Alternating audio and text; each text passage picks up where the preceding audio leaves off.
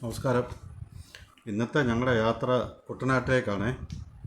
ഞങ്ങളുടെ സുഹൃത്ത് ജയചന്ദ്രൻ്റെ കുടുംബത്തേക്ക് പോകുന്ന വഴികളും ചുറ്റുവട്ടവും നമുക്കൊന്ന് കാണാം. ഇത് കണ്ടില്ലേ, നല്ല വിളഞ്ഞ പഴുത്ത് കിടക്കുന്ന നെൽപ്പാടം, നല്ല സ്വർണ്ണ കളറിലിരിക്കുന്നേ. നല്ല ഇപ്പോൾ ഈ ആഴ്ച കൊയ്യാനുള്ളതാണ്. ഇടയ്ക്ക് വെള്ളമൊക്കെ ഉണ്ടല്ലോ. ഇപ്പം മഴയും കാറ്റുമൊന്നും ഇല്ലാത്തതുകൊണ്ട് ഒന്നും മറിഞ്ഞും നശിച്ചും പോയിട്ടില്ല. ഇപ്പോൾ കൊയ്യാനുള്ള സമയമായിട്ടുണ്ട്. നമ്മൾ പോകുന്ന വഴിയായത് മിത്രക്കരിക്ക് പോകുന്ന വഴിയാണ്. ഞങ്ങളിനി അമ്പലത്തിലോട്ടാണ് പോകുന്നത്. നമ്മൾ ക്ഷേത്രത്തിലേക്ക് പോകുന്ന വഴിയായത്. അപ്പം ഈ വഴിയുടെ രണ്ട് സൈഡും പല രീതിയിലുള്ള കൃഷിയാണ്. അതായത് ഒരു സൈഡിലെ കൃഷി വിളഞ്ഞിട്ടില്ല. നമ്മൾ ഈ വെള്ളം ഇറക്കി വിത്ത് വിതയ്ക്കുന്ന സമയത്തിൻ്റെ അനുസരിച്ചിരിക്കും ഓരോ സ്ഥലത്തെയും വിളവുകൾ വിളയുന്നത്. ഞങ്ങളിതേ മിത്രങ്കേരി അമ്പലത്തിലെത്തി. ഇതാണ് മിത്രങ്കേരി ദേവീക്ഷേത്രം. ക്ഷേത്രത്തിൻ്റെ കാണിക്കവഞ്ചിയാണ് നമ്മളാ കാണുന്നത്. ഈ ക്ഷേത്രം ചെങ്ങന്നൂർ മിത്രം കുടുംബത്തിൻ്റെ വകയായിരുന്നു ഈ ക്ഷേത്രം. 2-3 വർഷമായി ഈ ക്ഷേത്രത്തിൻ്റെ നടത്തിപ്പ് ചുമതല ക്ഷേത്ര സംരക്ഷണ സമിതിക്ക് വിട്ടുകൊടുത്തിരിക്കുകയാണ്. ക്ഷേത്രത്തിൻ്റെ പഴക്കത്തെക്കുറിച്ച് നമുക്ക് വലിയ വ്യക്തമായ അറിവൊന്നും കിട്ടിയിട്ടില്ല. എങ്കിലും ഏകദേശം അമ്പലപ്പുഴ ക്ഷേത്രത്തോളം പഴക്കമുണ്ടെന്നാണ് വിശ്വസിക്കപ്പെടുന്നത്. ആ ദേവീക്ഷേത്രമാണ്. അതിൻ്റെ വലിപ്പവും അതിൻ്റെ ഭംഗിയും ഒരു പ്രത്യേകത തന്നെയാണ്. അമ്പലപ്പുഴ ക്ഷേത്രത്തിലേക്കുള്ള കൊടിമരം തോണിയിൽ കൊണ്ടുപോകുമ്പോൾ ഇവിടെ നിർത്തി പൂജ നടത്തിയിരുന്നതായി പഴമക്കാർ പറയുന്നുണ്ട്. നാലാങ്കൽ കൃഷ്ണപിള്ള എഴുതിയ മഹാക്ഷേത്രങ്ങൾക്ക് മുമ്പിൽ എന്ന പുസ്തകത്തിൽ മിത്രക്കരിയിലെ ചെമ്പരത്തിപ്പൂ എന്ന അധ്യായത്തിൽ മിത്രങ്കരി ദേവീക്ഷേത്രത്തെപ്പറ്റി പറയുന്നുണ്ട്. ഒരു ശ്രീകോവിലിൽ 2 ദേവീ വിഗ്രഹങ്ങൾ ഒരേ സമയം പൂജിക്കുന്ന അപൂർവ ക്ഷേത്രമാണിത്. വർഷങ്ങൾക്ക് മുമ്പ് ക്ഷേത്രത്തിൽ നടന്ന മോഷണത്തിൽ ദേവീവിഗ്രഹം നഷ്ടപ്പെടുകയും തുടർന്ന് നിത്യപൂജയ്ക്കായി അതേപോലത്തെ ദേവീവിഗ്രഹം പ്രതിഷ്ഠിക്കുകയുണ്ടായി. കുറേ നാളുകൾക്ക് ശേഷം ക്ഷേത്ര നടത്തിപ്പുകാരിൽ ഒരാൾക്ക് സ്വപ്നത്തിലുണ്ടായ അശരീരിയെ തുടർന്ന് അമ്പലക്കുളം വറ്റിക്കുകയും ദേവീവിഗ്രഹം കണ്ടെടുക്കുകയും ചെയ്തു. പഴയ വിഗ്രഹം പ്രതിഷ്ഠിക്കുന്നതിനായി പുതിയ വിഗ്രഹം ഇളക്കാൻ ശ്രമിച്ചെങ്കിലും അത് സാധിച്ചില്ല. ദേവപ്രശ്നത്തിൽ തെളിഞ്ഞത് 2 വിഗ്രഹത്തിലും ഒരുപോലെ ദേവീചൈതന്യം കുടികൊള്ളുന്നതായി കണ്ടു. അങ്ങനെയാണ് 2 ദേവിമാരെയും ഒരു ശ്രീകോവിലിൽ പ്രതിഷ്ഠിക്കുകയും ഒരേ സമയം പൂജ നടത്തി വരുന്നതും. ഈ ക്ഷേത്രത്തിന് ഒരുപാട് പ്രത്യേകതകളുണ്ട്. കൊടിയേറ്റും ആറാട്ടും ഇല്ലാത്ത ക്ഷേത്രമാണിത്. ക്ഷേത്രത്തിൻ്റെ ആ ഭംഗിയുണ്ടോ? നമ്മളിതിപ്പം ചെറിയ സൂര്യൻ്റെ ഷെയ്ഡ് വന്നുകൊണ്ട് നല്ല ഭംഗിയാണ് ക്ഷേത്രം കാണാൻ. മേടമാസം 1-ാം തീയതി ചൂട്ടുവെപ്പ് എന്ന ആചാരത്തോടു കൂടിയാണ് ഉത്സവം തുടങ്ങുന്നത്.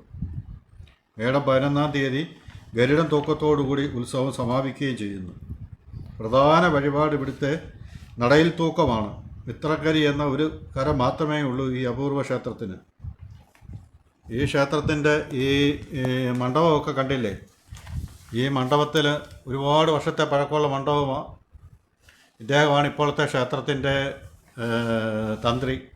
അദ്ദേഹത്തോട് ഞങ്ങൾ ഒരുപാട് കാര്യങ്ങൾ ചോദിച്ചറിഞ്ഞിരുന്നു.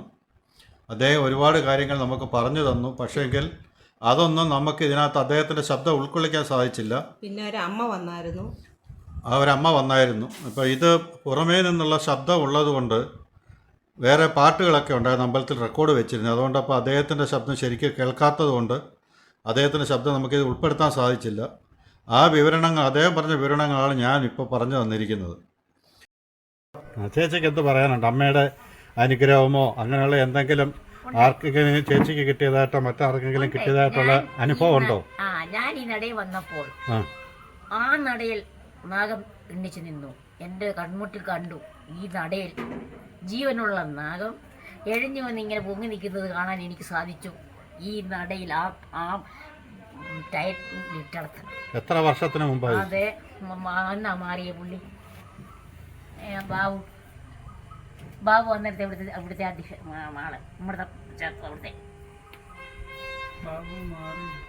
നമ്മുടെ ഇവിടുത്തെ 15 വർഷത്തിനുള്ളിൽ ഞാൻ ഓടി വരുമ്പോൾ അമ്മയുടെ ഇടയ്ക്ക് നിന്ന് തൊഴുന്നു നാഗം. ഞാൻ ഓടി പുറമോട്ട് മാറി കാശ് ഇടാൻ വന്നിട്ട് ബാബുവിനെ കൊണ്ടേപ്പിച്ചിട്ട് അങ്ങോട്ട് ഇടയിലാണ് അമ്മയെ കാണാൻ ഒരാൾ നിൽക്കുന്നത്. ഞങ്ങൾ ഒരുമിച്ച് വന്നു. ആ നേരം ആ വന്നപ്പോഴത്തേനും സംഗതി അവനെ ഞാൻ കണ്ടില്ല. ഞങ്ങൾ ക്ഷേത്രത്തിൽ നിന്ന് തൊഴുതിറങ്ങി അപ്പം ജയൻ പറഞ്ഞു തൊട്ടപ്പുറത്ത് വേറൊരു ക്ഷേത്രമുണ്ട്, അവരൊരു കുടുംബക്ഷേത്രമുണ്ട്, പുതുക്കരി കോയിപ്പുറത്തുകാവ് ദേവീക്ഷേത്രം. അപ്പോൾ ആ ക്ഷേത്രം കൂടി ഒന്ന് കാണാം എന്ന് പറഞ്ഞു. അപ്പോൾ ആ ക്ഷേത്രത്തിലേക്ക് പോകുന്ന വഴികളായത്. കുട്ടനാട് മൊത്തം നമുക്ക് ഇങ്ങനെയല്ലേ കാണാൻ പറ്റത്തുള്ളൂ. ഒരുപാട് മിത്രക്കരി എന്ന് പറയുന്നത് കുട്ടനാടിൻ്റെ ഒരു കുഞ്ഞു ഭാഗം മാത്രമാണ്. ഒരുപാട് നമുക്ക് കുട്ടനാട് ചിത്രീകരിക്കാനുണ്ട്. അതൊരു ഓരോരോ ഭാഗങ്ങളായിട്ട് നമുക്കത് കാണാം. അത് കൊയ്യുന്നതും കൊയ്ത്ത് കഴിഞ്ഞുള്ളതും പിന്നെ വെള്ളം കയറ്റിയിട്ടിരിക്കുന്നതും പിന്നീട് വിതയ്ക്കുന്നതും ഒക്കെ നമുക്ക് കാണാം. ഇതാ കുടുംബക്ഷേത്രത്തിലേക്കുള്ള വഴി. നമ്മളവിടുന്ന് അവിടെ നടന്ന് കയറിപ്പോവാണ്. ക്ഷേത്രത്തിലെത്തി. അപ്പം വൈകിട്ട് ദീപാരാധനയുടെ സമയമായി വരികയാണ്. അപ്പോൾ അതിൻ്റെ അനുസരിച്ച് അവിടെ ചോദിച്ചവൻ പറഞ്ഞു കുറച്ച് സമയം കൂടി എടുക്കുമെന്ന് പറഞ്ഞു. പിന്നെ നമുക്ക് മറ്റ് സ്ഥലങ്ങളിലും എൻ്റെ വീട്ടിലും പോകേണ്ടതുകൊണ്ട് ഞങ്ങൾ ദീപാരാധനയ്ക്ക് നിന്നില്ല. നല്ല രസമുള്ള ക്ഷേത്രങ്ങളാണ്. ഒത്തിരി ദേവതകളുണ്ട്. പ്രധാന ദേവത ഭദ്രകാളിയാണ്. അപ്പോൾ നമ്മളിപ്പോൾ ആ കണ്ടതാണ് ദേവിയുടെ നട. ഇതൊക്കെ ഉപദൈവങ്ങളുടെയാണ്. എല്ലാം ക്ഷേത്രങ്ങളെല്ലാം നല്ല ഭംഗിയായിട്ട് പരിപാലിച്ചിട്ടുണ്ട്. അപ്പോൾ ജയൻ്റെ ആ ഭാഗത്തുള്ള ഒരു പമ്പ് ഹൗസുണ്ട്.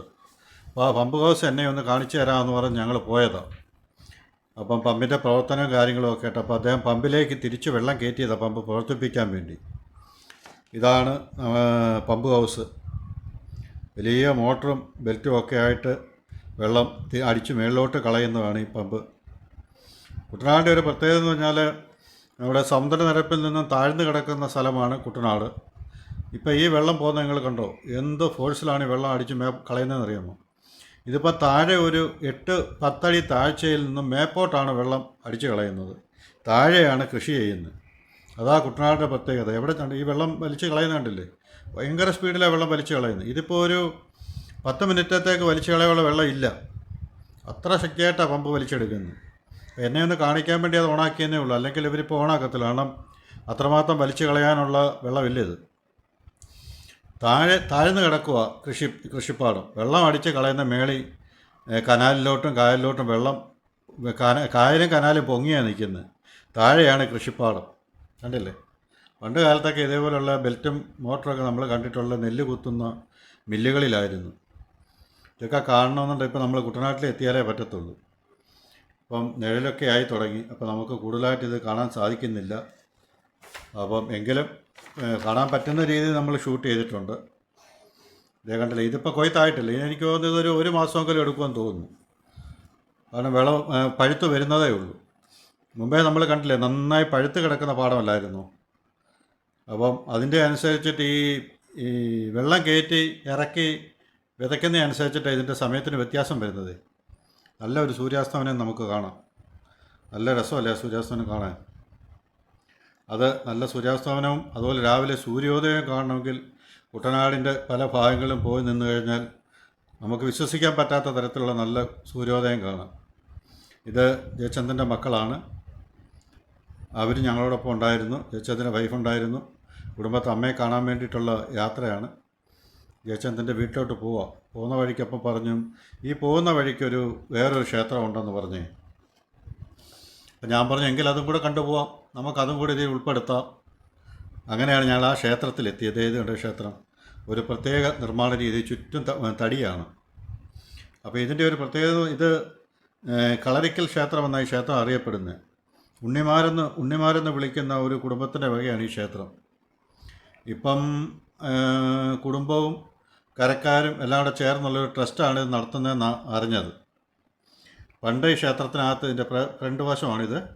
പണ്ട് ഈ ക്ഷേത്രത്തിനകത്ത് നമുക്ക് പ്രവേശനം ഉണ്ടായിരുന്നു. ഇപ്പം എന്തോ ഒരു സമയത്ത് ക്ഷേത്രത്തെ അശുദ്ധി ഉണ്ടായി. അങ്ങനെ അതിന് ശേഷം ഇപ്പോൾ ക്ഷേത്രത്തിനകത്തേക്ക് പ്രവേശനമില്ല. പുറത്ത് നിന്നേ നമുക്ക് തൊഴാൻ പറ്റത്തുള്ളൂ. ശ്രീകോവിൽ അങ്ങ് ഉള്ളിലാണെങ്കിലും അതിന് കുറച്ച് അകത്ത് വരെ നമുക്ക് അന്ന് പണ്ട് കയറാമായിരുന്നു. ഇപ്പോൾ അത് പറ്റത്തില്ല. പുറത്ത് മാത്രമേ നിന്ന് തൊഴാൻ പറ്റത്തുള്ളൂ. ഇവിടുത്തെ പ്രതിഷ്ഠ നമുക്ക് വളരെ കുറച്ച് ക്ഷേത്രങ്ങളിൽ മാത്രമുള്ള ഒരു പ്രതിഷ്ഠയാണ്. വീരഭദ്രനും ഭദ്രകാളിയുമാണ് ഇവിടുത്തെ പ്രതിഷ്ഠ. ഇത് എല്ലായിടത്തും ഒന്നും ഈ പ്രതിഷ്ഠ ഇല്ല. ഇത് കണ്ടില്ലേ ഒരു പന? നമ്മൾ ഒരുപാട് പേര് പിടിച്ചാൽ പിടിയും പറ്റാത്ത തരത്തിൽ ഇത്രയും വലിയൊരു പന നമുക്കിപ്പം എല്ലായിടത്തും ഒന്നും കാണാൻ കിട്ടത്തില്ല.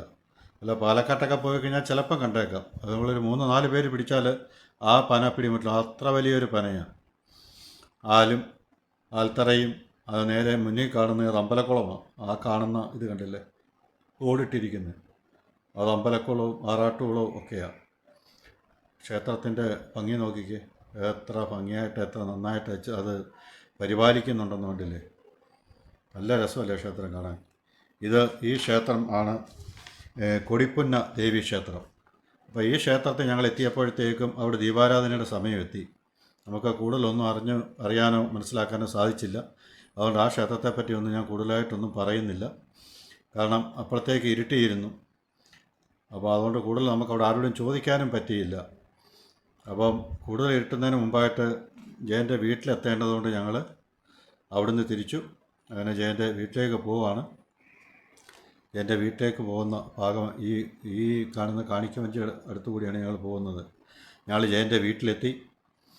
ഞങ്ങൾക്ക് അവിടെ ചെന്നപ്പോൾ അമ്മ അവിടെ കരിക്കൊക്കെ ഇട്ട് വെച്ചിട്ടുണ്ടായിരുന്നു, നാരങ്ങ പറിച്ച് വെച്ചിട്ടുണ്ടായിരുന്നു, പിന്നെ പടവലങ്ങ, മത്തങ്ങ ഒക്കെ ഉണ്ടായിരുന്നു. അപ്പോൾ അതൊക്കെ ഞങ്ങൾ കൊണ്ടുപോന്നു.